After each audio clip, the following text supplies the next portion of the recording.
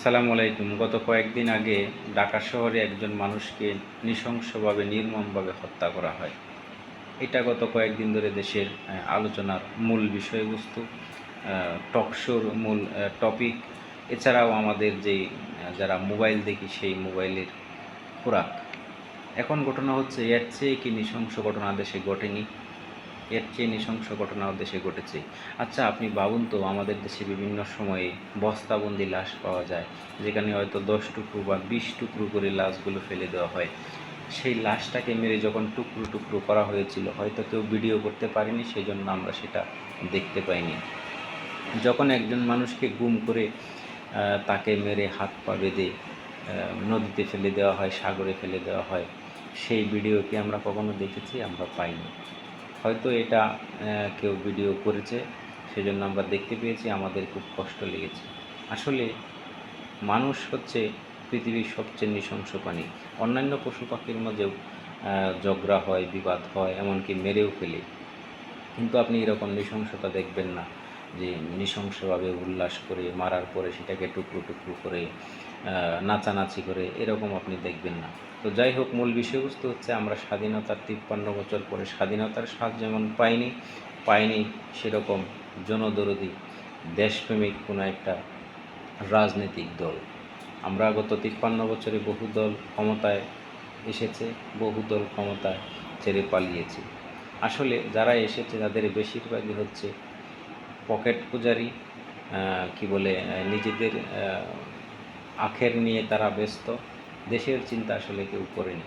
এখনও যে এরকম ঘটনা ঘটছে, দেখেন, একটা নৃশংস ঘটনা ঘটলে আমরা সবাই বলি যে এই লোকটাকে প্রকাশ্যে ফাঁসি দেওয়া হোক, ফায়ারিং স্কোয়াডে মৃত্যু দেওয়া হোক।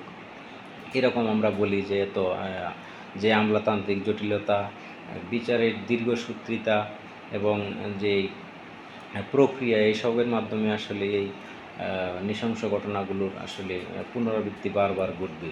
তো আমরা কি চাই? প্রকাশ্যে ফাঁসি চাই, এটা চাই, ওটা চাই, কিন্তু এটা কখনো করা হয় না। আচ্ছা, আপনারা কি ভেবে দেখেছেন এটা কেন করা হয় না? মনে করেন বর্তমানে একটি দল ক্ষমতায় রয়েছে, একটা নৃশংস ঘটনা ঘটল, সে আসামি ধরা পড়ল, 3 মাস পিছাচ্ছে মামলা, 6 মাস পিছাচ্ছে 2 বছর। আমরা সিনহা হত্যা দেখেছি, বছরের পর বছর আসামি কারাগারে বসে আছে, কি বলে, জামাই আদর করতেছে।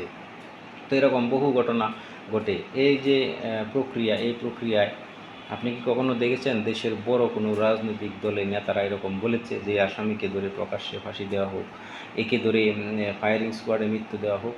সাধারণ মানুষ অনেকেই বলে, কিন্তু যারা আসলে ক্ষমতায় যাবে, যারা সরকার গঠন করবে বা করে, তারা কখনো এগুলো বলে না। এর কারণ সহজেই অনুমেয়, আমরা বুঝতে পারি। আমি তো জানি ভাই, আমি হচ্ছি চোর, আমি হচ্ছি ওই খুনির সমর্থক, আমি হচ্ছি ওর পাহারাদার।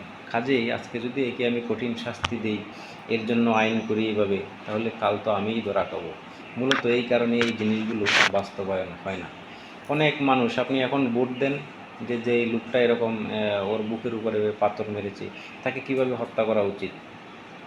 বেশিরভাগ লোকই বলবে যে প্রকাশ্যে ফাঁসি দেন অথবা ফায়ারিং স্কোয়াডে দেন, কিন্তু এটা কখনো কার্যকর হবে না। এর কারণ যারা সরকারে আছে, যারা সরকার গঠন করবে, যারা পরবর্তীতে সরকারে যাবে, তারাও এটা করবে না। কারণ তাহলে তারাই নিজেরাই নেশে ধরা হবে।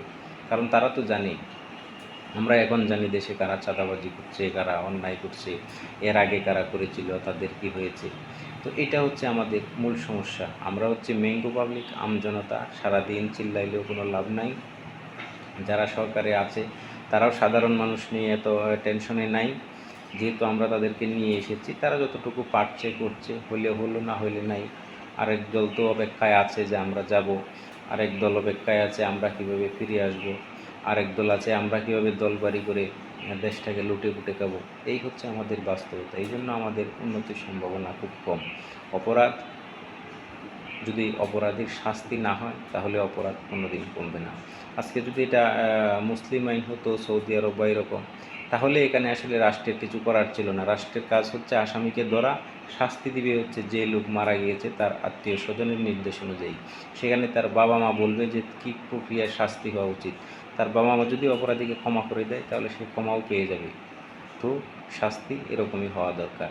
কাজেই আল্লাহ তাআলা আমাদের সকলকে বোঝার তৌফিক দান করুক, আমিন।